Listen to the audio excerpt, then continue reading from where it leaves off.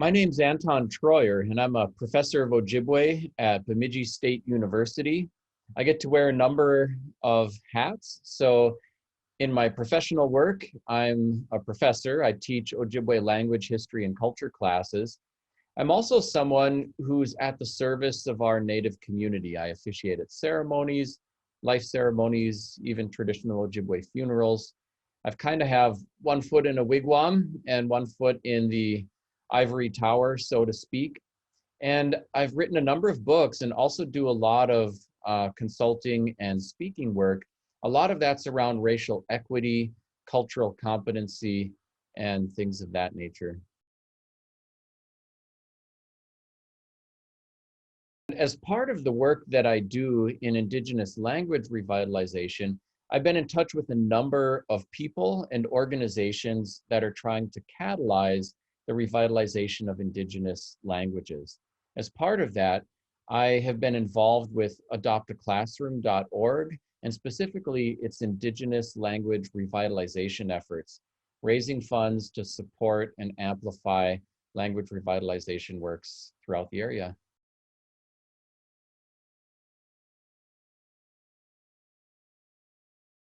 When I finished college, I took some time to really self-explore and ended up connecting with an important spiritual leader in one of our communities and stumbled into a life-altering journey that put me at the service of my Native community around our language and culture, and eventually catapulted me also into academia, where I could apply my language to academic pursuits and the broad ongoing effort to revitalize Indigenous languages. To me, all of that work directly intersects with my racial equity work and other kinds of social activism and education. Ultimately, the opposite of, systemic racism is not a war against it so much as centering a healthy educational space where we can all learn about ourselves as well as the rest of the world. As I look at the big problems we have in our world today, colonization's been hard for everybody. And frankly, everybody needs healing. Like white people need healing too. They were busy colonizing each other before they took it to the rest of the world. And colonization is about taking one language, culture, and religion and using it to supplant others and employing violence as a means of getting that done, which of course creates all kinds of other problems. So why would we think that all of the problems created by the colonial way of solving problems can be solved by the colonial way of solving problems? Well, they can't.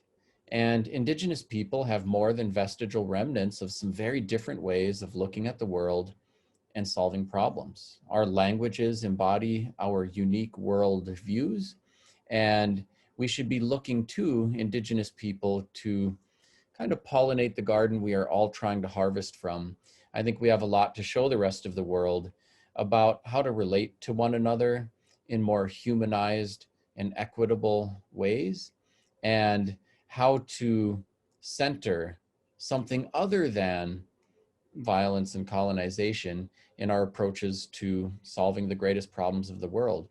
And whether that be climate change, race relations, political upheaval and strife, economic disparities, and so forth, I think there's a lot that we can learn from the Indigenous cultural toolbox.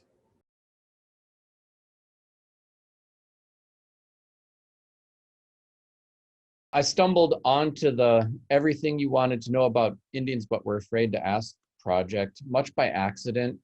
I think when I went to college, I naively assumed that there was a way to escape from the brambled racial borderland of my youth. And I remember one of the first questions I got when I got there was, "Oh, you're Native? Dude, where's your tomahawk?" And I remember thinking, oh no, it's the dumbest smart people I've ever met, and the brambled racial borderland will follow me everywhere I go. And of course, there's nothing like leaving home to make you appreciate what you'd left behind. And I got homesick. At one point, I heard that there was this Comanche spiritual leader coming to run sweat lodge ceremonies in the New Jersey woods. And I remember being, still being pretty naive, but wise enough to know that there are charlatans and Fruit Loops and people who want to have culture for sale. And maybe this is one of these. The Comanche are from Oklahoma and Texas. What are they doing in New Jersey? And I went out there, and there were probably about 20 white folk waiting for this ceremony, completely naked. And I remember thinking, part of me wanted to laugh because, it's 20 naked people standing around in the woods. And part of me wanted to run because, dang, there's 20 naked people standing around in the woods. Part of me was getting mad, like, dang, is that what they think we're all about? But being naive, I got out and I was immediately folded into a tight embrace by one of these naked strangers who's now hugging me hard, saying, I'm so sorry what my people did to your people. So now the, cringeworthy experience, the desire to laugh, run, get mad is just growing. But as I looked at this woman's face, she was an elder. There were tears welling up in her eyes. And it occurred to me that no matter how misguided she was, and yes, she was misguided, that her emotive response was sincere, that if I just walked away, she'd keep thinking what she's thinking. If I got mad and told her off, the only native she met would be an angry one. There's something unfair that happens to people from marginalized groups where you get asked to be the spokesperson for an entire group of people. So I had to think fast, and I said, ma'am, could you put some clothes on? Because I would love to talk to you about all of this. And she did. And we actually had a good talk. And I think she learned a few things, but I did too. I guess I could have called the book Lessons from a Naked Stranger in the New Jersey Woods. What I learned is that it's important to make safe space, to give a meaningful answer, not just an angry rebuke, not to chastise people for what was never handed to them. And even me, I was raised by a woman who had become the first female Native attorney in the state of Minnesota and a judge. But by the time I finished high school, I would have been hard pressed to explain what tribal sovereignty is, how that works. I would have, had a hard time explaining any number of things because I too got a, sugar-coated version of Chris Columbus in the first Thanksgiving. And I knew what it was like living in this body and having braids, or I guess I have a man bun today. But I had to hunt for the answers to everything else too. And so I saved questions, I put them in a shoebox, I hunted for answers, and eventually I started speaking on the subject and then came out with the book.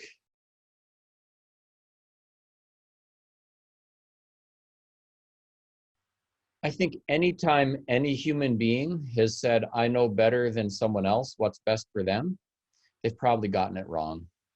And for the most part, the United States government, for example, and this would be the same for other governments like Canada, Mexico, and so forth, they've often imagined Indigenous people, but infrequently understood them very well.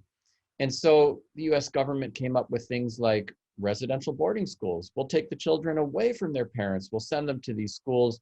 We will beat them for speaking any language other than English. And this will be a favor to them because they will have a great understanding of academic English by doing this, and had not thought about things like there was a racial barrier to gainful employment for people of color. So nobody coming through that experience got jobs, but everybody coming through that experience, if they were lucky enough to live through it, was deeply traumatized, and it destroyed families and community fabric. And that's what happens when we imagine what is going to be best for someone rather than asking them or putting them in charge. I think broadly, in terms of racial equity, we, with great kindness and the best of intentions, say, this deliverable, modern education, is so good for everybody that if those kids are truant, we will drive to their houses and we will drive them to the school, and we will give them 2 spoonsful of our deliverable because it's so good for them. But the deliverable is like this big, beautiful bowl of whiteness. And why should we assume that that should be the deliverable, that it should be delivered out of a bowl, that it should be delivered with a spoon, that it's going to have the same benefits for everyone.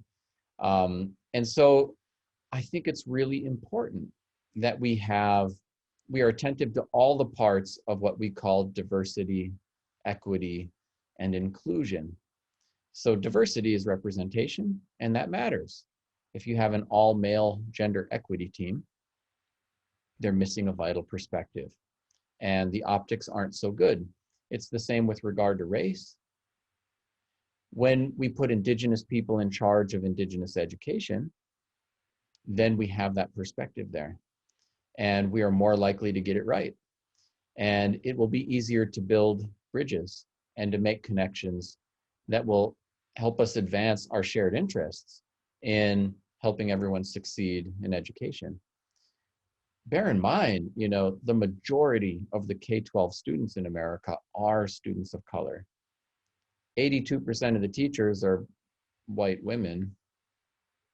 And we all have to teach whoever comes through the door, but we also have to figure out how to make school a place where everyone can learn about themselves as well as the rest of the world, and equip them for success in a world that we have to imagine will be a diverse place. As a favor to the white students, as well as everyone else, we should all learn about every kind of diversity. And we should be equitable in the effort and include and truly empower many different perspectives and voices in the effort, so that we can deliver on these sorts of outcomes. All the schools have racially predictable disparities.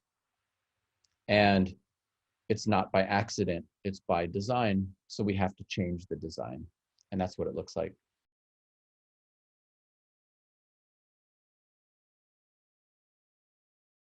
If we wait 50 years and decide that this is important, we will have lost literally thousands of languages. It's that simple. Right now, there are 7,000 languages spoken on planet Earth. About 2,500 of them are severely endangered, and many of the others are in varying states of danger. There are only, of those 7,000 languages, only 100 are actively and widely taught at colleges and universities. People are pretty aware, I think, that there is a declension in animal species on the planet with regard to climate change, but are less aware that we are at a bottleneck where we are seeing a declension in human bodies of knowledge and ways of knowing. And it is a critical effort to preserve those bodies of knowledge, worldviews, and ways of knowing, as they may be critical to solving many of the greatest problems we have in the world. Right now, timely, sustained, and meaningful interventions have the potential to help us turn the corner. One of the cases that comes to my mind is the Hawaiians. 30 years ago, their language was illegal for use in public schools.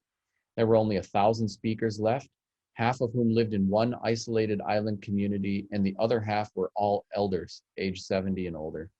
And today there are 24,000 speakers of Hawaiian.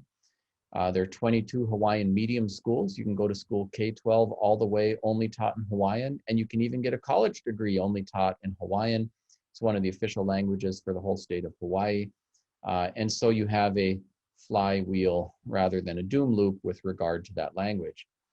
The other Indigenous language revitalization efforts that are showing some strength, like Ojibwe, Cherokee, Mohawk, Blackfeet, Havasupai, Dene, these efforts are still really best classified as emerging and really need financial support, structural support for schools and programs, support for the production of resources.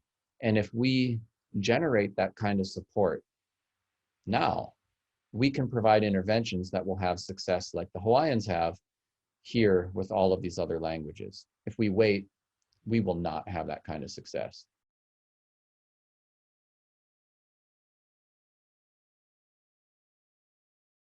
A really successful language revitalization effort does not happen in isolation.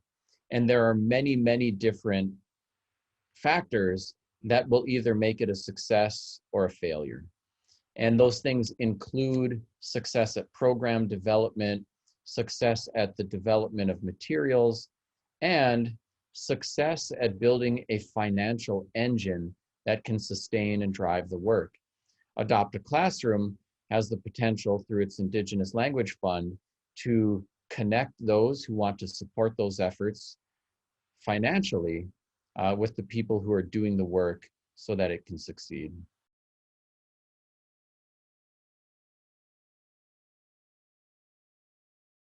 I believe that adoptaclassroom.org has the potential to provide a really meaningful contribution to our language revitalization efforts. Through their Indigenous language revitalization fundraising, they have the potential to really catalyze some of these emerging language revitalization efforts.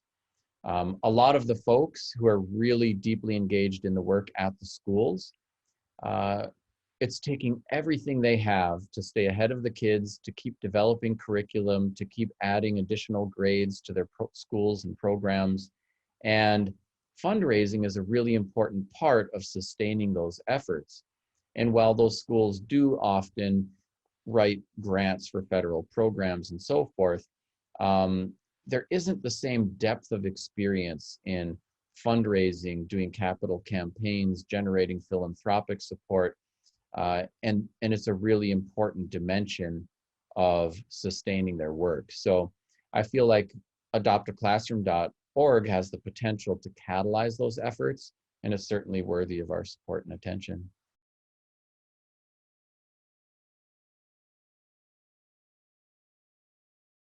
One of the biggest contributions that adoptaclassroom.org can make is to serve as the bridge builder. Because they're a major national nonprofit and have a network and visibility and trust, including in philanthropic circles, I think they have the potential to bridge those networks to the really meaningful and deserving Indigenous language revitalization programs. If an individual, for example, wants to do some good with their dollars in Indigenous language revitalization, they might struggle to determine, who should I give my money to? How am I going to get the biggest impact for my gift and do the most good? And I think what adoptaclassroom.org does is build a bridge to connect those who have good hearts and financial means to make a difference with the deserving programs that are going to put the money to best use.